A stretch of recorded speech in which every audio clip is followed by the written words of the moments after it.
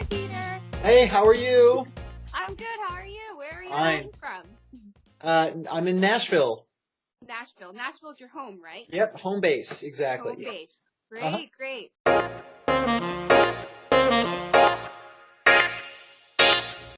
I had no idea what a bassoon was when I took it home from my junior high school band. I had played the oboe. I started when I was 10, and I was absolutely terrible. I was the worst little oboist in my school. In fact, there were three oboe players, and I was third chair. So the band director asked me if I would be interested in playing something else, and he said, I have a bari sax or a bassoon. And I said, well, let me ask my folks. So none of us knew what a bassoon was, so I went back the next day and asked him for the bari sax. And he Oh. said, oh, I gave that to somebody else. Here's the bassoon. So Oh. that's how I ended up with it. It wasn't like I fell in love with the timbre or saw it one day and wanted to play it. It was just by accident. But it happened to be a happy accident for me. But as I began to get older, I started to respect the bassoon for itself a little bit more. And it's one of those instruments that everybody knows, but nobody realizes how much they know about it.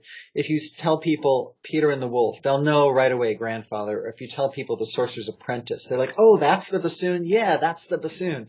And it's in the orchestra, and it's an instrument that you don't realize is there until it's not there. Sometimes it blends Right. so well with other instruments. It sounds like a horn one minute, or it sounds like a clarinet one minute. And I think that's what I love the most about it, is that it's one instrument, but it has the ability to converse with so many instruments and blend and meld and create sonic relationships that way.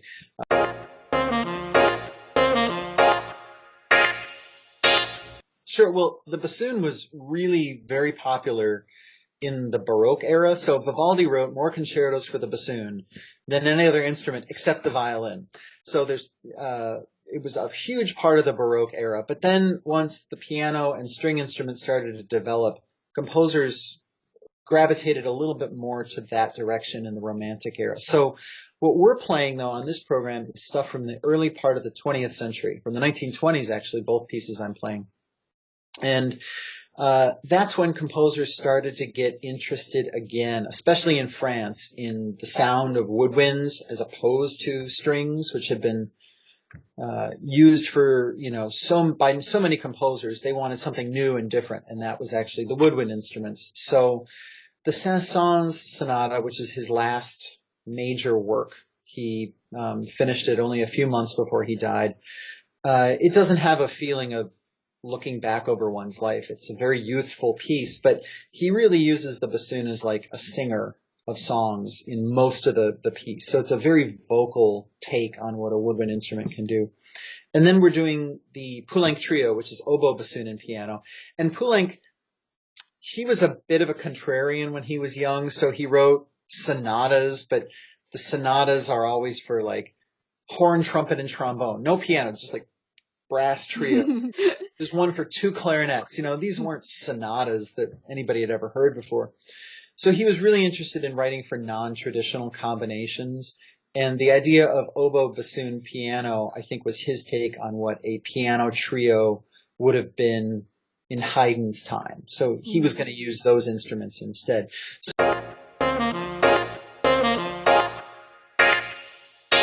funny, I went to Olympia one time to play at an abbey.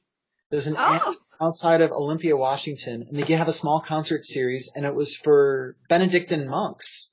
Oh, wow. Yeah, and it was cool. fun. I really enjoyed that trip. But that's my only time out there, and I was there for like 2 days. So I'm really interested in seeing Seattle and visiting Olympia, because maybe I'm giving away my age, but I grew up in the era of grunge music, and Slater Kinney is still like my favorite band ever. So I'm really interested in going out and seeing where all that came from. Especially knowing that you haven't really been out there makes me so excited, because everybody's going to be so excited to hear you play. So. Well, I can't wait. I have been looking forward to this for months, so Yay. I'm really excited to be out there. So I can't wait. I'll see you soon then. Yeah, absolutely. Yeah. Thank you for speaking with me. This was really great. Sure. Take care of yourself. Okay, see you soon. Bye.